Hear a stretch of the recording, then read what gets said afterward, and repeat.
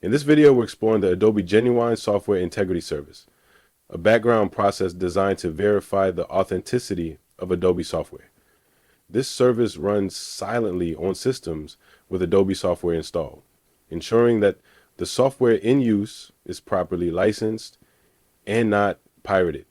If it detects unauthorized usage, it alerts the user and may limit functionality until the issue is resolved. While disabling this service isn't recommended due to its role in protecting Adobe's intellectual property and ensuring software security, it is possible to do so. There are three methods for disabling the service.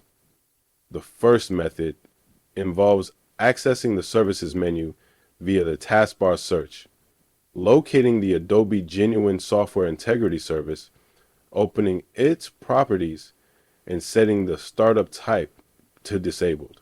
After applying the changes, restart the software to confirm the fix. The second method uses Task Manager.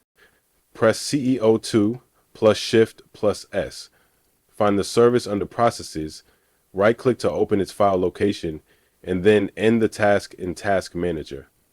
Delete the related folder, restart your computer, and check if the service is disabled. Finally, the third method involves uninstalling the service via the Control Panel.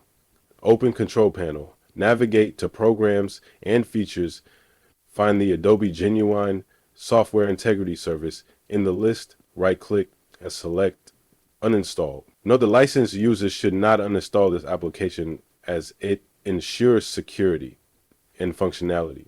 After following these steps, the pop-up alert should no longer appear.